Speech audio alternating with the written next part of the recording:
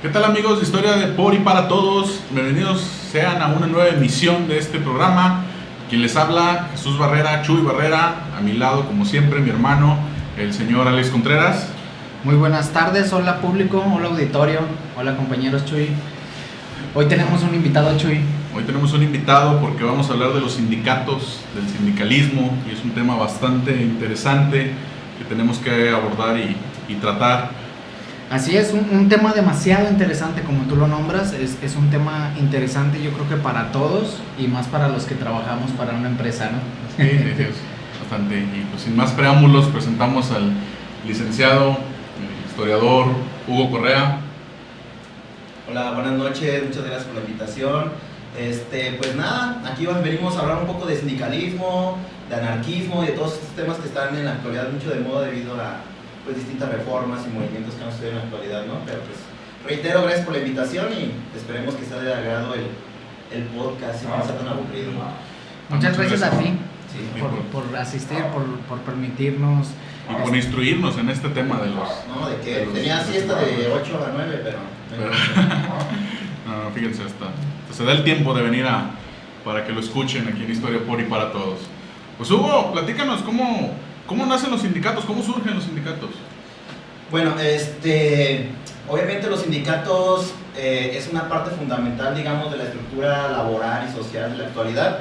Creo que es un punto en el cual se originaron, digamos, para darle un equilibrio, un contrapeso a los gobiernos, debido a que tenemos que trasladarnos hasta el siglo XIX aproximadamente, inicio de ese siglo. Una vez que sucede la primera parte o la segunda parte de la revolución industrial, en la cual muchos obreros pierden sus empleos debido a estos avances tecnológicos que se dieron, empiezan a surgir ciertas, podemos llamarlo dictaduras o ciertos monopolios debido a las empresas, ¿no? En las cuales muchos trabajadores, debido a que los empleos se habían reducido para ellos por la llegada de las máquinas y por distintas formas de manufacturar productos, los obreros, digamos, estaban sujetos a tener que apropiarse, digamos, de un espacio. Eran muy pocos lugares que les daban para trabajar. Entonces, los dueños de las empresas o los dueños de las fábricas se aprovechaban de eso, ¿no? De que eran muy pocas plazas para los obreros que les podían aportar, entonces eso les ayudaba a ellos a que puedan explotarlos o hacerlos trabajar de cierta manera en condiciones no tan humanas, podemos decir, y la gente tenía que soportar eso porque no había otra forma para sobrevivir, era la única forma que tenían de trabajo. Les decían prácticamente, a ver, te damos estas opciones de trabajo, te damos este sueldo, te damos este horario, y si no quieres, tal vez al rato inventen una máquina en la cual te va a sustituir y no vas a tener empleo. Ok, ¿estos obreros de dónde eran? ¿De qué país surgen los sindicatos? La revolución industrial, como ya nos mencionabas. Bueno, la revolución industrial tuvo su mayor auge y su importancia en lo que es Inglaterra, Reino Unido, por allá de 1820, esos años. Desde ahí se empiezan a generar, digamos, los movimientos obreros o las personas que le hacían frente a esa revolución. Entonces, desde Inglaterra se puede decir que es el inicio de este movimiento, tanto de la revolución industrial como del movimiento obrero y social, digamos. con años de diferencia, supuestamente. Sí, porque obviamente tuvo que pasar un tiempo para que tuviera impacto la revolución industrial, ¿no? Para que todas las empresas adoptaran máquinas y de ahí se fueran generando ciertos empleos o fueran quitando ciertos empleos, ¿no? Ahora, las condiciones, por ejemplo, obviamente tenían los dueños o los jefes, los patrones, tenían el poder en sus manos. Entonces eso hacía que los obreros tenían que sujetarse a sus condiciones. Por ejemplo, había obreros que tenían que trabajar más de 10, 9 horas, 12 horas a veces, y en unas condiciones totalmente paupérrimas o demasiado esclavizantes, se puede decir. Y con sueldos míseros. Sí, y si le podemos llamar sueldos, porque tal vez a veces ni siquiera podrían ser una cantidad de dinero que les daba una calidad de vida, ¿no? Y estamos hablando de los años del siglo XIX, donde todavía no había reglamentación, digamos, de los empleos, de las sociedades obreras, de todo ese tipo de cuestiones. Las constituciones todavía no trabajaban ese tipo de aspectos porque todavía no se pensaba en ellos, ¿no? Entonces no estaba legitimizado lo que era la clase obrera o el trabajo. por ejemplo, había niños de hasta 9, 7 años que ya tenían que estar trabajando porque obviamente en su casa pues estaban muriendo de hambre, ¿no? Sí, con un sueldo no les ajustaba, como Entonces, lo dices, o sea, eran sueldos demasiado bajos que una sola persona de familia no podía sostener una familia completa. Exactamente, entonces si ya tu hijo, por ejemplo, podía cargar un botecito con carbón, pues vámonos a la chamba, amigo, porque tenemos que generar dinero para la papa, ¿no? Entonces ya había, por ejemplo, niños de 9, hay registros 10, 11 años que ya estaban dentro de las minas trabajando en las fábricas de carbón, todo ese tipo de cosas, y obviamente, como dice acá Alex, con un sueldo muy bajo, muy malo, y aparte arriesgando su salud, porque por ejemplo entrar a una mina, pues obviamente les afectaba el sistema respiratorio, los gases, los minerales, entonces estaban prácticamente los obreros en unas condiciones laborales muy paupérrimas, podemos decirlo así. Muy bien, Hugo. ¿Y cómo llega este movimiento a México? Lo trasladamos, lo tenemos en Inglaterra, surge ahí el movimiento, ¿y cómo llega para acá? ¿Cómo llega para México? Bueno, las primeras organizaciones sindicales en Inglaterra se forman por ahí del año 1824, 1823, en las cuales buscaban ellos como obreros juntarse y generar leyes que los protegieran, ¿no? O exigir demandas como mejores sueldos o tal vez horarios de 8 horas, o antes había empresas que trabajaban de lunes a lunes, que no les daban ningún tipo de descanso. Entonces ellos decían, ¿sabes qué? Pues queremos descansar el domingo mínimo. Entonces empiezan a generar los primeros sindicatos por ahí de 1823-24 en Inglaterra, y de ahí se fue derramando, digamos, todo ese conocimiento, esa forma de pensar hacia lo que es Francia y España. Ahora, para llegar al punto de cómo llegó a México ese tipo de ideas, vamos a mencionar un personaje muy importante que se llama Rodacanati. Él era un griego vecinado en Francia y después y posteriormente en España. Él era luchaba mucho en pro de los intereses de los obreros, tenía mucha ideología de esa forma. Él era, podemos decir, se leyó todos los libros de Marx, de Robert Owen, de Proudhon, todas esas personas que tenían el liberalismo inglés y que exigían, digamos, la lucha de clases, mejoras laborales para los obreros, todo ese tipo de cuestiones. Entonces él, digamos, absorbe todo ese tipo de conocimiento, lo genera en España, que es uno de los países que generó más sindicalismo anárquico, ¿no? Entonces él absorbe eso y se viene acá a México aproximadamente por ahí del año 1845-46, cuando él se llega aquí a México. Y a él se le reconoce como que es la primera persona que comienza a traer la idea del anarcosindicalismo, del sindicalismo hacia los mexicanos. Porque anteriormente, pues, en el siglo XIX, México estaba en una situación en la cual pues, estaba muy pobre, había carencias sociales, no había comida, constantemente invadido por Francia. Sí, vaya, ni siquiera encontrar una estabilidad de que si quería ser monarquía o quería ser una república. Entonces, en ese contexto, pues obviamente no te iba a tener cabeza para pensar en leyes laborales, ¿no? Entonces, por eso este griego Rodacanati es el primero que viene aquí a México y que empieza a ver las situaciones laborales en las cuales los trabajaban los mexicanos, los campesinos, los primeros obreros, ¿no? Y él es el que empieza a hacer escuelas, digamos, anarquistas, sindicatos, empieza a hacer algunos tipos de mutualistas, y él trata, digamos, de meter esa idea anarcosindicalista aquí en los mexicanos a partir de 1845-46. Hugo, sabemos que las condiciones de los obreros durante la época del Porfiriato eran, como tú lo mencionabas y citándote, paupérrimas. ¿Cómo surgen cómo están estos movimientos sindicalistas durante la época del Porfiriato? Pues mira, el sindicalismo, yo lo veo de esta manera, surgió de una manera, al ser anárquico, al ser rebelde, surgió para hacer una protección de los obreros, exigir mejoras laborales para ellos, y otra para hacer un contrapeso del autoritarismo, del gobierno de derecha. Entonces todos sabemos que Porfirio Díaz fue un gobernante que duró 30 años en el poder.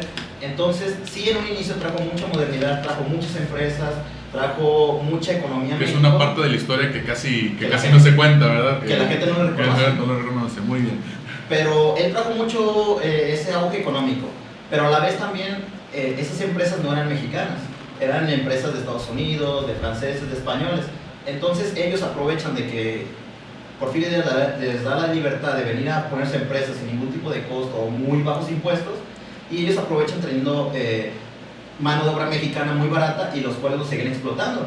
Mientras en Inglaterra tenían 60 años peleando por su mejora laboral, sus derechos, sus horarios, en México prácticamente estábamos en pañales, apenas comenzábamos a iniciar con una idea de sindicalismo, de gremios, de mejoras laborales, porque todos lo único que les interesaba era tener cualquier tipo de trabajo para tener algún tipo de dinero para alimentarse, ¿no? Entonces las condiciones eran igual que en Europa, aún hace 60 años atrás, que no, niños trabajando, ancianos trabajando, hombres trabajando con un sueldo muy malo, de condiciones de cuestión de horarios totalmente enfermizas. Sin equipo de seguridad. Sí, no, obviamente, O sea, sin seguro, por ejemplo. La gente seguro. se queja de la calidad del seguro, pero no se da cuenta que sí, tal vez es muy tardado, no tienen ciertos medicamentos, pero es una gran ventaja que Es una tienen. ventaja, sí, sí. En ese momento pues, se enfermaban y dicen, ¿qué caray? Pues tráete a otro, ¿no? Sí, el que sigue. Sí, exactamente. Entonces, creo que hay muchas cosas por mejorar en la actualidad, pero estábamos mejor que en esa época. Sí, actualmente hay cosas por mejorar, pero si nos vamos a 60, 80 o 100 años atrás, pues estamos en la gloria. Sí. Y te digo, llega este personaje griego, Radakanati, hace las primeras escuelas, digamos, rojas o socialistas, bueno, no socialistas, sino anarquistas, y empieza él a meter esa idea de revolución obrera. Y él, digamos que influye mucho en unos personajes importantísimos para la historia de México, que son los hermanos Flores Magón. Los hermanos Flores Magón prácticamente absorbieron la ideología de Radakanati, estuvieron en algunos cursos, por ejemplo, o escuelas que tenían la ideología de él, y se les puede decir, o yo diría que los Flores Magón son los padres prácticamente del sindicalismo anárquico en México. Y así es como llega ese tipo de ideología hacia aquí, hacia el país, y que posteriormente fue parte fundamental para la Revolución Mexicana. Muy bien, Hugo. Pues bastante interesante lo que nos está platicando. Demasiado interesante. Yo estoy perplejo.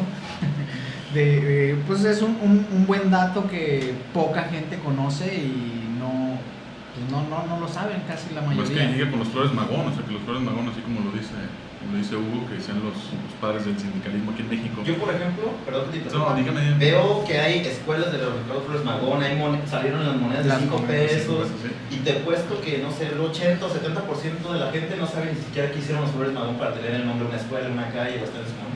Sí, No exactamente. se les ha dado la importancia que Son tiene otras de esto. las cosas que no se mencionan mucho en los libros de historia, que los Pero conocedores... por algo están en esa colección de monedas de 5, o sea, no nada más son personajes de, pues a ver, ponlo, sino que tienen una trascendencia en la historia de México. Hugo, durante la revolución sabemos que esto del sindicalismo tiene una pausa, obviamente por el movimiento armado. Terminando la revolución, ¿qué pasa con esto de los sindicatos? Mira, ahí te me estás yendo un poco adelante. Ok, a ver, regrésame, sí, porque- platícanos qué pasa entonces durante la revolución. Porque como te decías antes, los sindicatos sirvieron mucho como contrapeso de un gobierno autoritario, ¿no? Entonces los sindicatos, influenciados por los hermanos Flores Magón, que era una anarquía completa, ellos fueron parte fundamental dentro de la Revolución Mexicana. Por ejemplo, cuando Porfirio Díaz se levantan armas, obviamente los demás ejércitos revolucionarios necesitaban gente para poder pelear. Entonces, bajo el discurso de que, ¿saben qué? Vamos a quitar a Porfirio Díaz y les vamos a dar mejoras laborales a todos ustedes, vénganse a pelear y posteriormente, una vez que ganemos la revolución, pues ustedes van a tener, lo que siempre nos prometen, ¿no? Van a florecer sus empleos, van a ganar bien, van a tener una buena O casa. sea, lo utilizaban también como campaña como para motivar a este movimiento armado. Sí. Muy bien.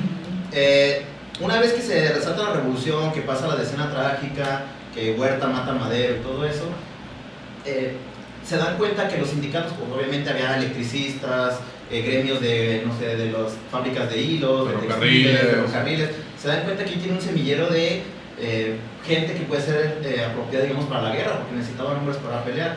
Entonces, ¿qué hacen? Forman algo que se llaman los batallones rojos.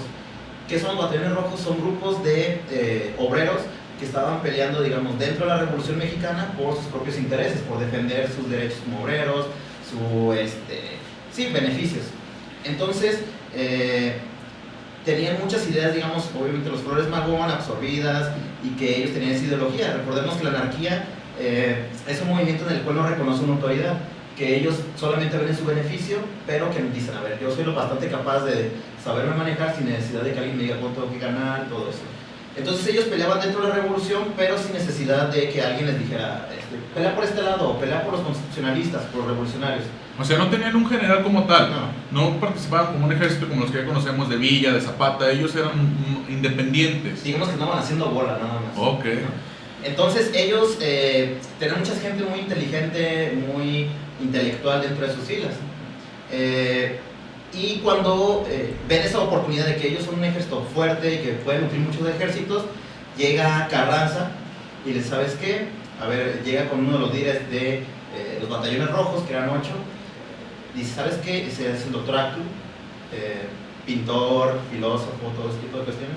¿Sabes qué? Convencen a los obreros de que entren en la guerra por mí, por los carrancistas, para pelear contra los revolucionarios, y si ganamos la revolución mexicana, pues ustedes van a tener mejoras laborales, de aquí van a despegar, ¿no? Entonces los obreros se unen al ejército constitucionalista, pelean contra Villa, contra Zapata, contra todos ellos, y obviamente cuando ganan el ejército constitucionalista la revolución, pues los obreros son una vez más desechados, son puestos de un lado, porque a fin de cuentas son clase baja. O sea, ya nos ayudaste, gracias, qué buena onda, regrésate a tu, Sí, a tu lugar de trabajo. como pasa en todos los movimientos, siempre la clase baja es la que nutre los ejércitos, la que pelea, pero los que se ven beneficiados son los entes de arriba, ¿no? Entonces, como tú bien lo dices, fueron utilizados los obreros y los batallones rojos por los constitucionalistas, por Carranza, a base de promesas, y una vez que ellos vencen la guerra, pues son desechados, y saben, qué bueno que me ayudaste, pero pues ahí te van tus 12 horas de trabajo pagando muy poco dinero, ¿no?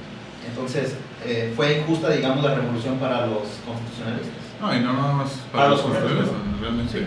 Yo creo que fue injusta para muchos sectores de Sí, la sociedad, entre ellos los obreros, y qué bueno que lo recalcas, qué bueno que lo das a conocer para que todos los que nos están escuchando sepan de Algo que no se ve en la actualidad, en campañas, algo Sí, que no se nota en esto, lo bueno que es del pasado, nada Ningún más. discurso populista que hay en la actualidad. Ni Nada de ven, apóyanos y te vamos a dar un hueso, no, Sí, no se nota jamás. aquí. Cualquier parecido con la realidad es mera coincidencia, ¿verdad? Exactamente. Eso ya pasó, ya quedó en la... Pero fíjate que a pesar de que los obreros fueron utilizados de esta manera, sí llegaron a fraguar un movimiento fuerte, fueron una parte fundamental de la clase baja mexicana, porque fue tanta la unión o tantas personas que tuvieron ellos que en un momento decidieron, ¿sabes qué? Pues hubo muchos sindicatos, no tenemos una dirección, ¿por qué no nos unimos todos? Estaba el sindicato, no sé, de lecheros, el de guaracheros, de zapateros, de ferrocarriles, de luz, de agua, todo eso. O sea, casi cada profesión tenía su propio Sí. sindicato, no era como un sindicato era global que ayuda a diferentes sectores o a diferentes empresas, compañías. Sí, cada gremio tenía su propio sindicato y luchaban ya por sus derechos, pero no tenían una cabeza o alguien que los dirigiera o que los fraguara en el mismo movimiento. Hacían movimientos de revolución ellos antes de que pasara lo de Madero, pero eran movimientos esporádicos. Tenemos el de Cananea o el de Río Blanco, que fueron movimientos explosivos de los obreros, pero que fueron apaciguados rápidamente por el ejército. Pero, ¿nos puedes platicar un poco de estos movimientos? Como por ejemplo el Cananea. El Cananea, por ejemplo, era una mina en la cual pues los obreros nuevamente estaban molestos por las jornadas laborales, por los sueldos que les daban, por las condiciones insalubres en las que actuales trabajaban. Deciden en un momento levantarse en armas o poner resistencia ante sus patrones. ¿Sabes qué? No, si no trabajamos tantas horas no te vamos a chambear ya. Porfirio Díaz se da cuenta de eso y dice, a ver, pues aquí tengo un movimiento que puede explotar en algo más fuerte. Entonces, antes de que ese movimiento tomara más fuerza, les manda a su ejército y el ejército aniquila prácticamente a la mayoría de los que se habían relevado, digamos. Algo que también no pasa en la actualidad. No. Entonces, de esa manera, Porfirio Díaz con mano dura apaciguó ese movimiento, que a ver, tranquilícense, estamos todos en paz, y los mató la mayoría. Es algo de lo que hablan los libros de historia actualmente, ¿no? De la Ajá. mano dura que habla, Sí, de la sí, mano sí. dura de Porfirio Díaz. Ujú. Muy bien, Hugo. Pero a lo que iba es que no tenían una cabeza, digamos, estructurada, no tenían un movimiento fuerte. Y en 1912 se crea una jerarquización que se llama la Casa del Obrero Mundial, que es donde todos los sindicatos se meten, digamos, bajo un mismo tenor, bajo una misma reglamentación. Y ya había unas personas que dicen, ¿saben qué? Vamos a ir por esto, vamos a pelear por esto, y vamos todos unidos, somos una fuerza muy importante, somos alguien que puede causar muchos estragos en la sociedad. Imagínate si de repente se ponen de acuerdo, hasta el momento, digamos, en estas fechas, que de repente se pongan de acuerdo el sindicato de camioneros, del agua, de luz, no sé, ¿Qué más te La gusta? CTM. Sí, y que te digan, ¿sabes qué? Vamos a hacer un paro nacional. La ciudad prácticamente se va a caer. Sí, Entonces, o sea, es un caos completo, o sería un caos, mejor dicho, sería un caos, o sea, para todo el gremio laboral, todos los obreros, imagínate la ciudad, o sea... Sí, aparte de que entraremos en una difícil situación económica, Sí, cuando nada se más hace- si se para por un día, por así decirlo. Si nos ha pasado cuando los camioneros se ponen en huelga, el despapalle o el desmadre que se genera en la ciudad, o sea, simplemente, y pierden las empresas, más que nada, pierden los estudiantes, porque cómo llegas o cómo te trasladas, porque muchos o la mayoría, no sé, hacemos mínimo media hora para trasladarse al lugar de escuela o de trabajo. Y fíjate, a lo que dice Alex, que comentó que pierde las empresas, eso es muy importante porque las empresas obviamente son de la burguesía, de la clase alta. Entonces, si la clase alta está perdiendo o le está afectando, ¿quién es el mayor, cómo lo podemos decir? El que le exige más al presidente o al gobernador? La clase alta, son los que tienen más influencia. Entonces, si le dicen ellos, oye, se me están poniendo en huelga y estoy perdiendo dinero, pues haz algo, ¿no? Entonces, creo que los obreros no se han dado cuenta del poder que pueden llegar a tener. Sí, la sociedad no se ha dado cuenta del poder que realmente tiene y como ya mencionamos, con un solo día que pare la sociedad todo este tipo de clase obrera, todo este sindicalismo, todos los sindicatos, que realmente nosotros también somos parte de la clase obrera, no se ha dado cuenta de la magnitud del daño que puede hacer realmente. ¿Sí? Porque si nos vamos al gremio de maestros, si se ponen en huelga todos los maestros, ¿cuántos chiquillos no andarían ahí sin clases? Los papás obviamente les afectarían sus trabajos. Molestos ¿sí? también.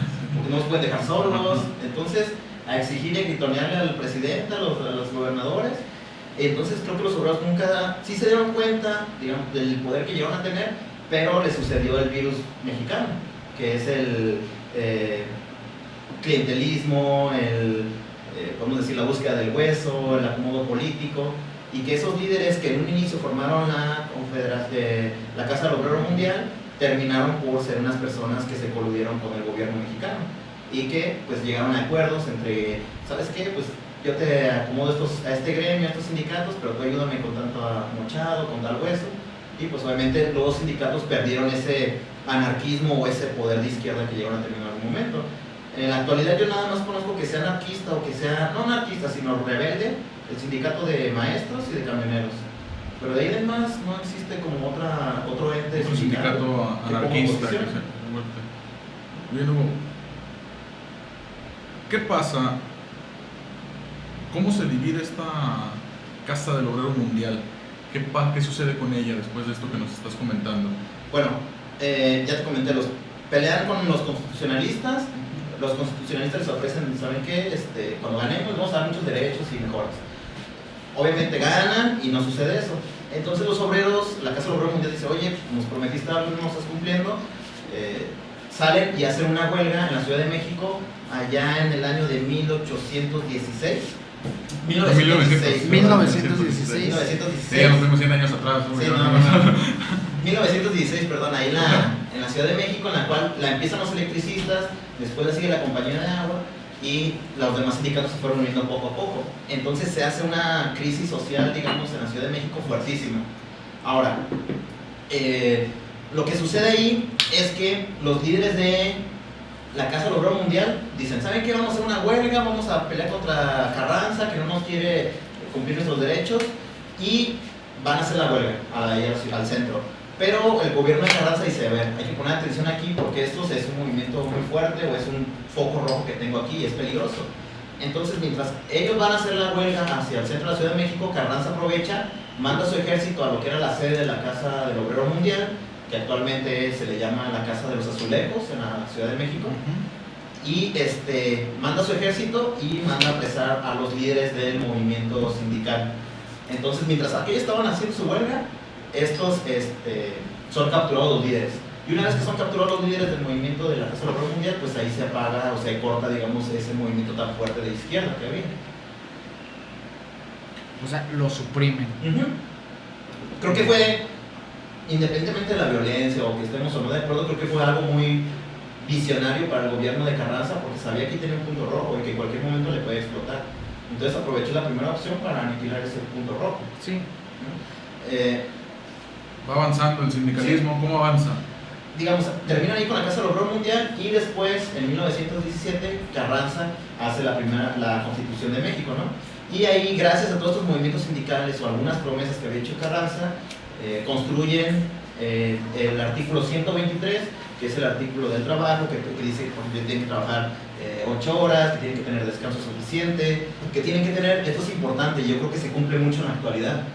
Dice el artículo 123 que el sueldo que le deben de dar a los obreros tienen que ajustarle a la persona para tener casa, ropa, educación y vacaciones o divertir, ¿cómo dicen? Esparcimiento. No, sí, yo creo que sí, con el sueldo que se da hoy en día se cubre todo eso. Con 90 pesos al día. Cualquier persona, aún ganando el sueldo mínimo, que es extravagante, se cumple. Alcanza a ir a Tepetongo 2 o 3 veces. Sí, yo creo que fácil, y si ahorras un poquito más vas a Europa tranquilamente, claro, sin problemas. Pero aquí fíjate que hay una persona que traicionó, digamos, a la Casa del Obrero Mundial, que es Morones. Y él, por ejemplo, traiciona a la Casa del Obrero Mundial y porque ya tenía intenciones políticas. Él sabía que si se volteaba con los gobiernos, podía tener beneficios después. Entonces se acaba la Casa del Obrero Mundial gracias a Morones, que les da el tip de, ¿saben qué? Están allá, vayan a atacarlos ahí, ¿no? Entonces se capturan a los líderes y posteriormente, una vez que se hace el artículo 123, que se hace la nueva constitución y entra en régimen el nuevo gobierno, una vez que se termina la revolución, se crea la CROM, que es el primer sindicato fuerte después de la Casa del Obrero Mundial. Y el líder, ¿quién es? Pues Morones, el que había traicionado a los izquierdistas o a los anarquistas. Él es el líder y, según los escritos, dice pues que gobernaba con mano dura, que hacía todas las acciones coludido con el gobierno para beneficios tanto de él como de otras personas, y que los obreros obviamente estaban olvidados o explotados. O sea, también otra cosa que casi no pasa en la actualidad, que el líder tiene su beneficio para él mismo y toda la gente que lo acompañó, que lo apoyó, es buscando el juez a fin de cuentas, ¿no? Entonces él crea la CROM, Carranza, que es la Confederación Regional Obrera Mexicana. Exactamente, la crean en el año de 1917, en tiempos de la Constitución Mexicana, y de ahí pues este sindicato se apega al gobierno mexicano, se colude con el gobierno mexicano, y su prioridad es que el gobierno mexicano esté estable, y ya los obreros pasan a segundo término. Una, también les obligan a los obreros, que es una ley que actualmente cambió, pero decían, a ver, tú entras a trabajar, no sé, a una empresa de electricistas, pues tú tienes que pertenecer a la CROM. Me importa un bledo si tienes o no ideología, si quieres pertenecer a otro sindicato, tienes que pertenecer a este. O sea, era forzoso, o sea, no había sindicatos o no había varios sindicatos para poder decir, tú tienes esta opción A, B, C o D, pero no, ahí era forzosamente la CROM nada más. Claro, era la CROM nada más, y obviamente el presidente le exigía cuentas a Morones, ¿no? Decía, a ver, tú cálmame los obreros, tú tenme los apaciguados y yo contigo me arreglo, ahí te va, no sé, la muchada o tal puesto político para tu hermana, no sé, pero tenme los obreros tranquilos, calmados. Entonces, creo que es una de las grandes injusticias, porque el sindicalismo surgió para hacer un contrapeso al gobierno, para hacer una izquierda, para ser alguien que no permitiera al gobierno actuar con libertad. Y a fin de cuentas, debido a distintas cuestiones que ya platicamos, pues el gobierno, los sindicatos terminan siendo parte del gobierno de una manera indirecta, ¿no? Con los intereses del gobierno. Sí, exactamente. O sea, normalmente un sindicato, o la teoría de un sindicato es apoyar al trabajador y estar en contra del gobierno en cierto punto para beneficiar siempre al trabajador. Pero en la actualidad vemos, pues, los líderes sindicales pueden traer un Rolex o ir a Europa una vez a la semana, de hecho, una vez al mes. son los que más se benefician. Exactamente, de todo y un obrero pues no tiene un beneficio. Pues como decías en un inicio, siempre los movimientos sociales, ya sean armados o no, siempre la clase baja es la que los nutre, la que los apoya, y los que se ven beneficiados son la clase alta, ¿no? Entonces, y la clase baja sigue, los que apoyaron el movimiento siguen en las mismas condiciones, no tienen ningún avance. Podemos ver en las campañas políticas cuánta gente no anda de carreada y con las banderas, pegando calcamonías, apoyando los partidos. Una vez que ganan ese partido, pues prácticamente les dan una patada, y nada más a las personas que tienen mayor o alto grado son las que llegan a acomodarse dentro del gobierno. Sí, así es. Lamentablemente juegan mucho con las ilusiones de las personas que dicen, no, es que voy a conseguir un puesto y me van a dar trabajo o algo, y a final de cuentas de la campaña, termina la campaña y muchas gracias, nos vemos después. Nos vemos en 3 o en 6 años. Sí, sí, sí. Cuando te vuelvan a necesitar, sí, ¿no? a fin de cuentas, creo que, repito, los sindicatos no se han dado cuenta del gran poder que tienen o que pueden manipular. Tal vez por este mismo conflicto de intereses, ¿no? De que Sí. las cabecillas tratan de tener a todos apaciguados para que no surja este poder que tú mencionas. Sí, claro. Y aparte, por ejemplo, si hay un sindicato, digamos, que es medio revoltoso, medio rojo, o que es un punto fuerte, tal vez dicen, a ver, cálmame ese sindicato, y el líder puede decir, a ver, a los líderes, ¿sabes qué? Cálmate y te doy un puesto en tal lugar, o te doy un empleo en tal lugar. Y entonces esas personas que tal vez tienen una idea de cambiar o de exigir ciertas cosas, pues ya me dieron un buen trabajo, ya tengo un buen sueldo, pues ya me calmo de lo que estoy peleando, ¿no? Sí, y otro punto es de que la mayoría de los líderes sindicales son vitalicios, no hay una democracia, no puedes cambiarlo. Tenemos el ejemplo de Fidel Velázquez, Como Eliodoro Hernández también. o sea que hasta que se murieron y ¡pum! Sí, eso, Freddy, que eso es importante, que dices exactamente, los puestos de los líderes sindicales siempre fueron vitalicios. Entonces, ¿eso qué les daba?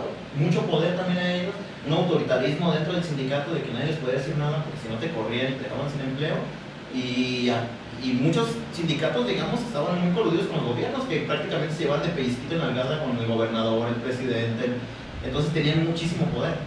Pero sí quedó mucho de lado, y creo en la actualidad que los sindicatos ni siquiera tienen idea de quiénes fueron los Flores Magón o Roda Canati, que tenía una ideología anarquista, que el sindicato debía ser punto y aparte del gobierno.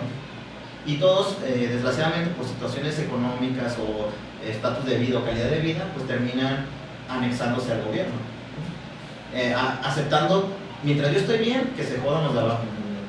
Bueno, Hugo, nos platicabas un poquito de la CROM, de Tercer Orden Mundial, pero en la actualidad hay muchos sindicatos. Sí. ¿Sí?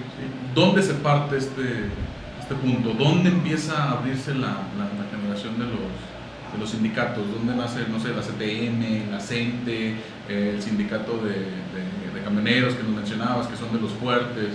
La CROG. Sí, Sí, hoy en día hay demasiados sindicatos. ¿Dónde se quiebra este punto?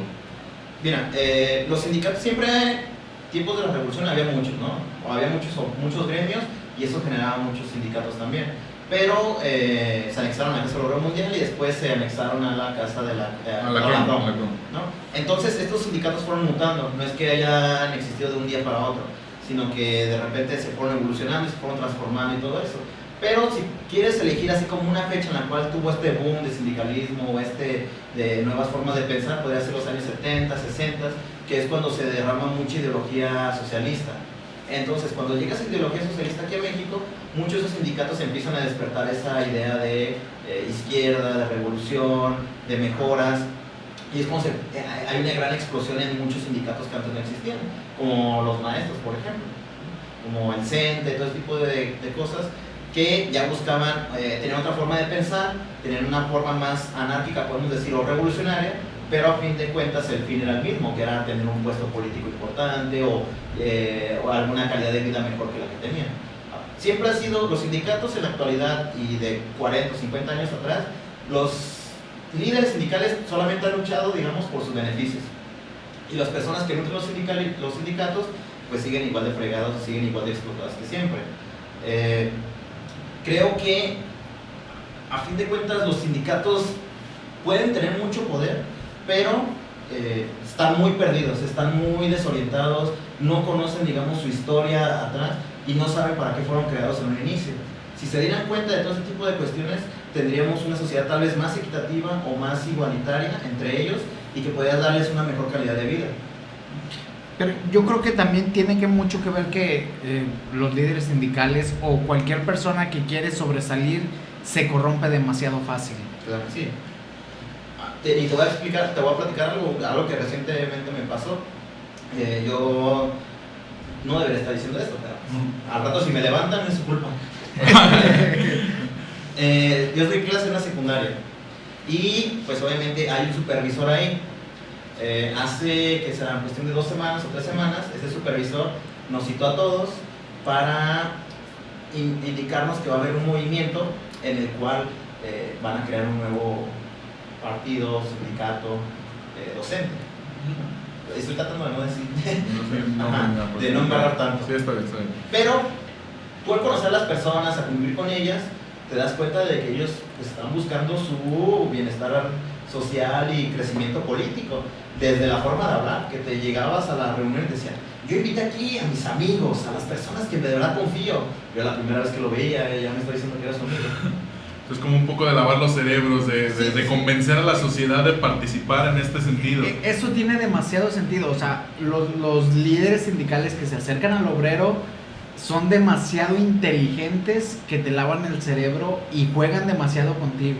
Es un don, a fin de cuentas, hablar así, convencer a la gente. A mí, por ejemplo, yo no soy pro AMLO ni nada, pero me tiene muy extasiado, podemos decir, o impresionado la forma en que la gente lo quiere y cómo ha creado esa conexión con la gente para que lo quieran. Con lo que dijo en la última ocasión de que va a acusar a los que andan en las marchas con sus abuelos, con sus papás, con sus mamás. ¿Sí lo vieron, no? Que dijo. Sí. Imagínate si eso lo hubiera dicho Enrique Peña Nieto.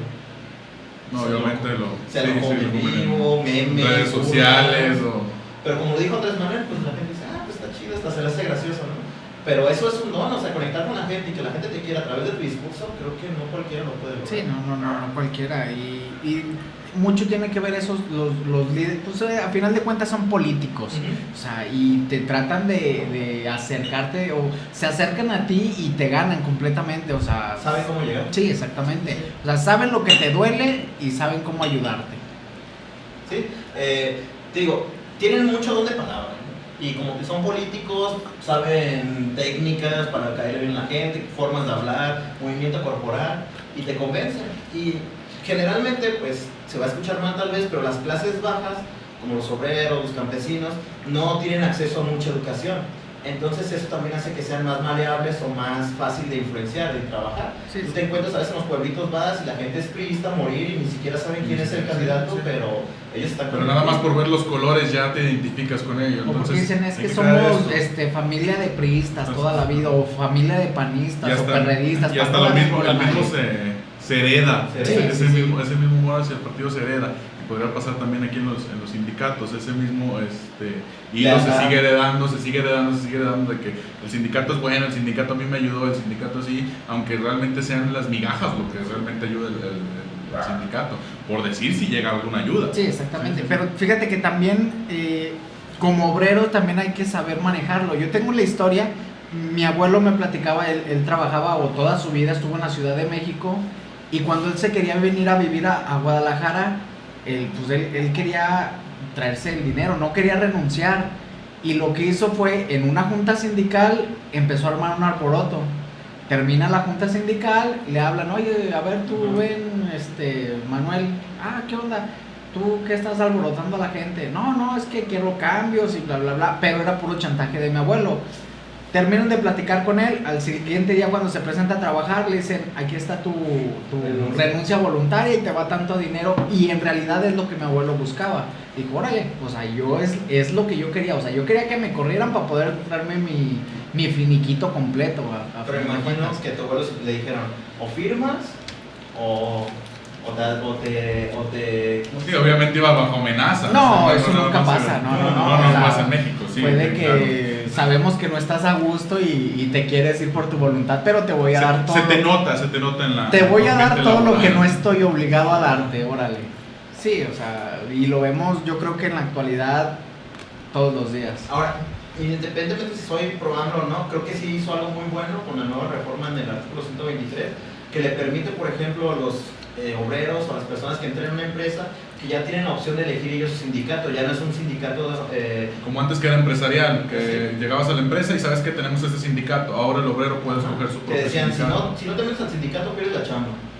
Y pues obviamente los sindicatos en ese momento pues tenían una, ¿cómo le dicen? Una aportación voluntaria, entre comillas, de las personas que eran dentro del sindicato. Entonces te obligaban una que te metías al sindicato y otra que tenías que dar una cierta aportación. Entonces, Igual era una aportación que aparentemente era mínima, porque eran 2-3 pesos, pero que si sumamos todos los sindicalizados se hacen millones. Y los sindicatos o las mutualidades, cuando empezaron, digamos, con esta forma de trabajo en la cual recuperaban dinero de los sindicalistas, era para tener como un colchón de dinero para que si un sindicalizado no tenías empleo, pues de ese colchoncito te damos dinero a ti, o te damos dinero para tu, no sé, si tu familia quedó, te mueres tú y tu familia quedó padre, pues les damos dinero para mantenerse. Se supone que en idea ese dinero era para eso, pero ya en la práctica, pues ese dinero era los bolsillos de los dirigentes o de los altos mandos de los sindicatos. Pero fíjate, yo al menos mi experiencia laboral, hay empresas que sí se rigen tal cual como lo dice la ley y hay empresas que no, o sea, que les vale la ley para lo que tú quieras. Y algún conocido cercano tiene ciertos problemas así, de que tiene un problema y quiero acercarme al sindicato, ahí está la dirección, y la dirección no existe, pero está sindicalizado. Y otro cercano es de que dice, o sea, sí, cuando yo entré a la empresa me dijeron, ¿sabes qué? Está este sindicato, este sindicato, este sindicato, este sindicato, tú decides. Y sí ven mucho por esos trabajadores. Pero es que mira, sí, como decía Jesús hace rato, los sindicatos, por ejemplo, te ayudan y te dan migajas. ¿Por qué? Porque no les conviene tener a alguien molesto o que ellos se levanten dentro de una revolución o un movimiento. Entonces al gobierno nada le cuesta pues darte poquito, así, ya está exigiendo un mejor sueldo o le están quitando horas de trabajo y no se las están pagando, dáselas. Me conviene más pagarle, no sé, 1,000 pesos, a que de repente me empiece a alborotar a 5, 6, 100 personas y que de repente sea un movimiento mucho más fuerte. No es un impacto tan grande que tiene el gobierno. Sí, exactamente. Lo mismo que hablábamos hace rato, o sea, hace un momento, donde si la gente se alborota completamente la clase obrera, o al menos simplemente en una sola empresa, pues las pérdidas son mayores. A que si nada más le doy, no sé, o sea, si te tengo contento con 10 pesos, órale, dale los 10 pesos. Me conviene más, ¿verdad? Sí. Hasta sueldos significativos, aumentos significativos que nada más son de 10%, de hasta menos. Pues, ¿cuánto fue lo que le aumentaron al salario mínimo? Aquí en México no, pero creo que en otro otros país países tal vez le sí, aumentaron, no ¿no? sé, 3 pesos anualmente o 1 peso, no sé lo que Y vemos comentarios tan ridículos como de unas diputadas de otros países, obviamente, que dice que con el sueldo mínimo, pues a ellos les alcanzaba para vivir plenamente, hasta ir a Estados Unidos a divertirse, y que no sabía por qué se quejaba la gente, ¿no? Si con el sueldo mínimo tenía muchísimo dinero para poder vivir. Sí, o sea, simplemente puedes, no sé, comer bistec toda la semana y sin Como problema. este viejo discurso de que con 6,000 pesos alcanza. Sí, yo no sé por qué la gente que gana arriba de los 6,000 se sigue quejando en este sentido. Pues hubo muy interesante esto que nos estás platicando acerca de los sindicatos. Un poquito para ayudar a los obreros que nos están escuchando en este momento, ya en este año o la época. ¿Cuál consideras tú que sería por así decirlo, el mejor sindicato o el que sí apoya más al trabajador? Antes de esa pregunta, o ya generalizando con lo que habías dicho, en la actualidad cualquier persona se puede afiliar a cualquier sindicato, o los sindicatos también se rigen aún por gremio laboral. Mira, ya tienes 2 preguntas. Sí, no, lo principal, La principal sí, obviamente tienes que pertenecer al gremio o a una institución que esté dentro del ramo que defiende ese sindicato, para poder entrar ahí.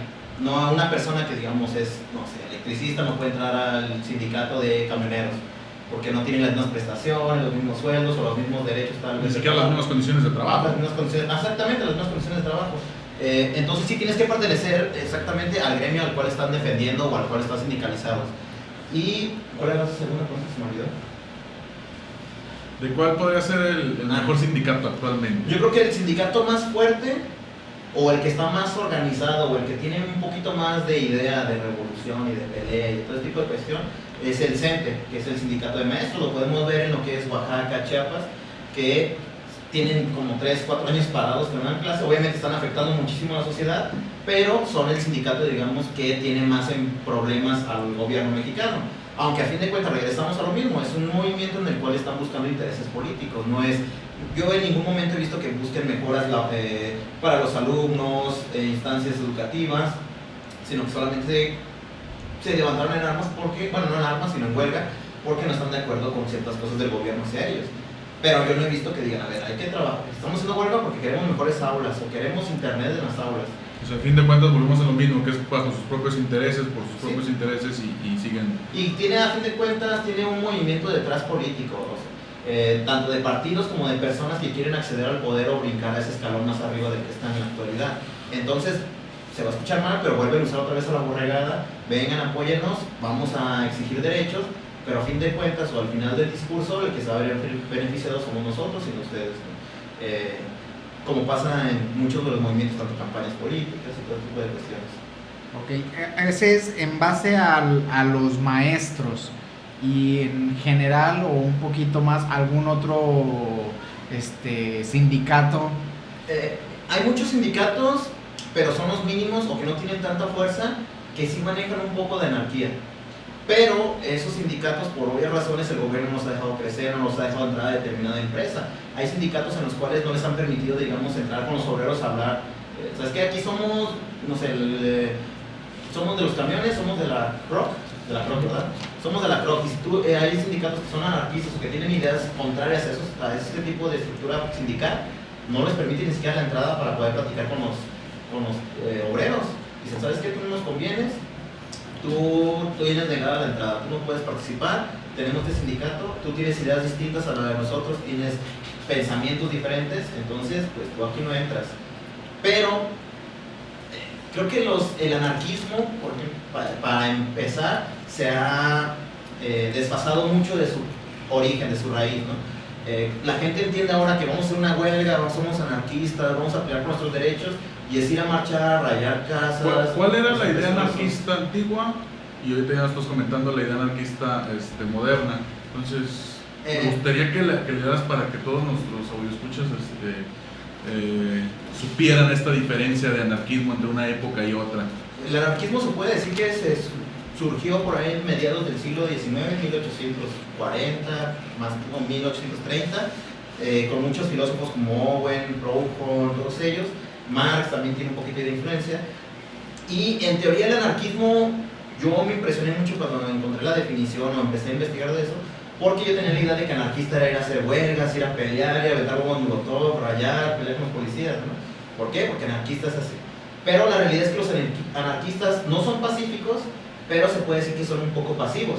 Su idea general es que, ¿sabes qué? Yo tengo la suficiente capacidad de que a través de mi trabajo yo puedo ordenar cuánto puedo ganar o cuánto debo vender las cosas, que no necesito un ente superior que me diga cómo hacer las cosas. Yo como ser humano tengo la inteligencia o la capacidad de manejarme por mi propia cuenta. Y hay muchos, sobre todo en España, sindicatos anarquistas en los cuales ellos manejan que hacen la huelga o tienen el derecho a la huelga, pero siempre cuando sea una huelga pacífica para exigir sus derechos, pero que ellos solamente reaccionan con violencia o con pelea o golpes cuando son violentados. De otra manera ellos nunca van a incitar a la violencia.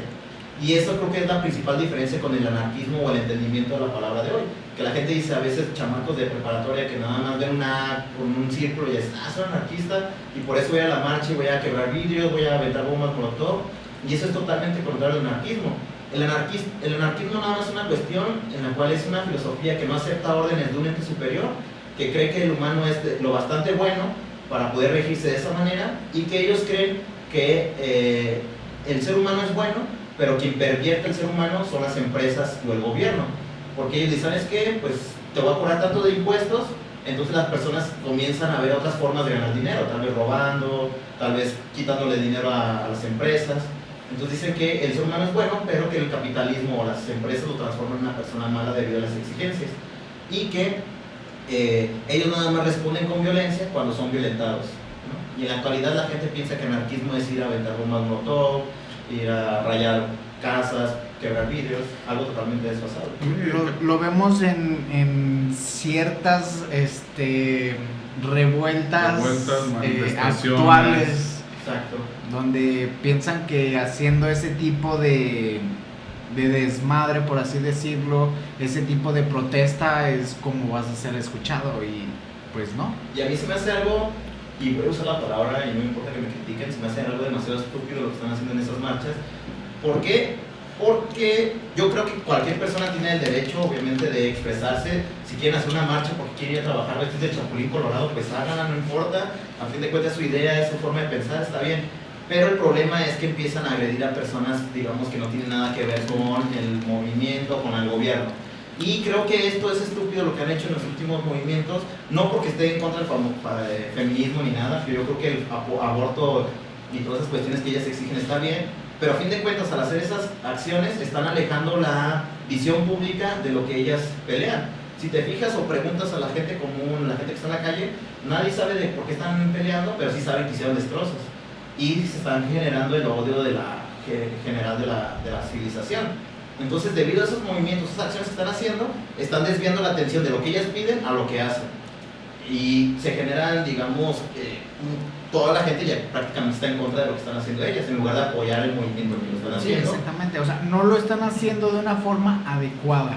O sea, no están pidiendo todo y no están pidiendo nada. Están exigiendo demasiado y están demostrando algo que no tiene que ser. Ahora, te pongo esto, sería muy distinto porque la policía los ha respetado, a fin de cuentas, ¿no? Aunque ellas dicen, yo te digo, repito, completamente de acuerdo con lo que piden.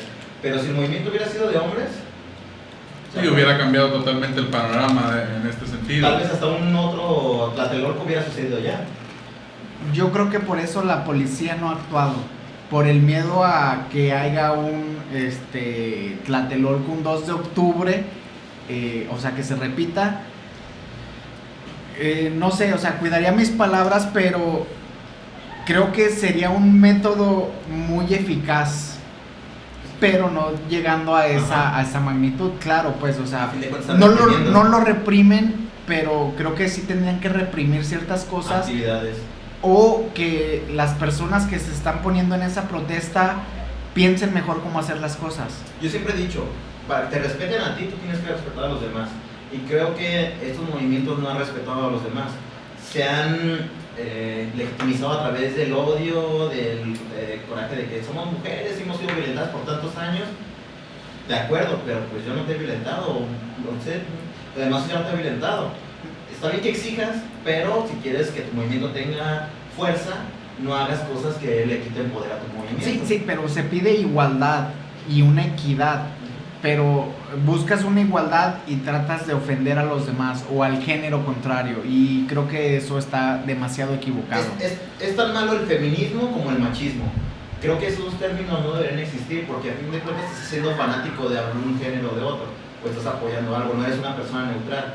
Entonces, no puede ser ni machista ni feminista, porque el feminista siempre va a ser exaltar a la mujer y no va a ser una persona equitativa con los hombres, tal vez, o no va a ser dentro de, o el machista también. Entonces, tanto feminismo como machismo creo que está mal o es exagerado. Como sociedad debemos tener un punto medio en el cual debemos de trabajar, y no deberían existir ni siquiera esos términos para empezar. Sí, realmente, y todo esto, digamos, a comentarlo, platicarlo por este sentido del anarquismo, que el anarquismo está totalmente disperso de la idea original. Sí, exactamente, o sea, nos centralizamos más en este tipo de protestas que están actualmente, pero a final de cuentas es una definición de un anarquismo mal efectuado. Sí, porque a fin de cuentas no tenemos movimientos de huelga muy importantes de sindicatos. Yo, si acaso, sería el de los camioneros cuando hacen el paro, pero marchas he visto, tal vez el de los médicos hace poquito, hace como un año, no me acuerdo. También hace poco fue el del CIAPA. Una huelga del CIAPA, creo que este año, hace no más de 6 meses, y se disolvió en horas o un día. A fin de cuentas, esos movimientos creo que no llegan a fraguar esa fuerza o esa importancia, porque la gente también no tiene esa conciencia de lo importante que son ciertos gremios o ciertos obreros. Nosotros damos por entendido que siempre vamos a abrir el agua y la llave y va a haber agua, ¿no? Entonces la gente también no se da cuenta de las condiciones en las que ellos trabajan, de lo que necesitan, y por ende no apoya sus movimientos, que sería muy bueno. Sí, o sea, y llevar a cabo una huelga, pero con fundamentos, no simplemente hacer destrozos en la ciudad y perjudicar a terceros. O sea, si hacer una huelga, si hacer un movimiento, que llamar la atención de la gente, pero sin perjudicar a de hecho, un tercero. En el artículo 123, cuando lo escribieron ahí en la Constitución del 17, ahí está legitimizado o está reglamentado que el de obrero o el sindicalizado tiene derecho a una huelga, y tiene los estamentos, digamos, de que, ¿sabes qué? De tantos días a tantos días puede ser la huelga. Una vez que no te pagan o X, el obrero tiene derecho a que exista una huelga de parte de ellos, ¿no? Entonces, como mexicanos no conocemos nuestros derechos, y una vez que te levantas en armas, también siento que, bueno, no en armas, sino en una huelga, la gente lo toma de mala manera. Creo que la cabecilla sí tiene idea bien de lo que quieren pelear, pero los que están atrás, digamos, los que van siguiendo, no tienen realmente conciencia de lo que buscan y cómo lo van a hacer, y terminan haciendo actos vandálicos porque no tienen esa capacidad, digamos, de pensar o de exigir como los cabecillas del movimiento. Sí, exactamente, Sí, exactamente. todos pensamos diferente, pero no todos estamos informados, es la desgracia. Eso es desgracia. Pues Hugo, se nos acabó el tiempo, pero muchísimas gracias por acompañarnos en esta ocasión. Interesante esto de los sindicatos, ojalá y varios de los que nos están escuchando sean obreros, sean sindicalizados y les sirva esta plática que acabamos de tener. Así es, y no sin antes una pregunta, Hugo. ¿El gremio obrero puede acercarse a alguna institución, a un lugar para asesorarse sobre sus sindicatos, o a cuál le conviene participar? Pues mira, generalmente los sindicatos están dentro de las empresas. Siempre tiene un delegado que es el que rige o sea, te comunica, te conecta con, no sé, que tienes un problema de sueldos, de horas, vas con tu delegado que es un trabajador mismo de ahí, llenas el formulario, los papeles y él los lleva al sindicato. Entonces, pues también ahí entra lo que ellos están coludidos o están buscando su beneficio, ¿no? A fin de cuentas, tu palabra no tiene tanta fuerza. Pero otra entidad, digamos, en la cual te podría apoyar o ir a exigir algún tipo de cuestiones sería la Secretaría de Trabajo. Pero, pues, a fin de cuentas, Secretaría del Gobierno. Entonces, también creo que tu voz está muy apagada dentro de ese tenor. Creo que la gente, y yo creo que sería bueno para cerrar, no nos hemos dado cuenta del poder que tenemos como civilización o como sociedad. Si pudiéramos cambiar ese chip con educación, como quieras verlo, y hiciéramos unos sindicatos más combativos, más exigentes, que no buscaran, digamos, sus dueños o sus principales jerarcas, no buscaran su beneficio propio, podríamos hacer un gran cambio en la sociedad. Pero para lograr eso tendríamos que tener todos un mismo concepto, una misma educación, un mismo punto de llegada. Y pues desgraciadamente México, en el contexto social en el que está, la gente estudia, digamos, o trabaja nada más para vivir al día y ni siquiera tiene tiempo de pensar más allá de su beneficio. Bueno, entonces, auditorio, infórmese, lea, estudie y trabaje duro y demuestre su potencial en el trabajo, y investigue también para poder sobresalir y poder, digamos, si no está a gusto en ese trabajo y no le hacen caso, pues buscar un trabajo, porque hay demasiadas oportunidades en este país. Reiteramos, déjenos sus comentarios en frecuencias sociales. Esto es Historia por y para todos. Te reitero nuevamente, gracias Hugo, gracias por acompañarnos. No, de que a tus órdenes, ya sabes, es un placer y un privilegio estar aquí en su programa, en su podcast, le digo yo, en tu podcast. Y no, pues la vez que necesiten, podemos echar la plática de temas más actuales también, otros temas de historia. A fin de cuentas, al ser historiador tenemos bastante argumentos para sacar buenas pláticas. Bueno, ya escucharon, auditorio, está grabado, se compromete a volver. Muchas gracias, Hugo, por ese interés también, y te lo agradecemos que participes de esta participación, y esperemos que no sea la última. Te tenemos grabado, ya dijiste que regresarás. Es la primera de muchas, entonces el auditorio va a estar pendiente de seguirte escuchando. Y esperamos tus comentarios. Muchas gracias, auditorio, muchas gracias, Chuy, muchas gracias, Hugo. No, muchas gracias, Alex, muchas gracias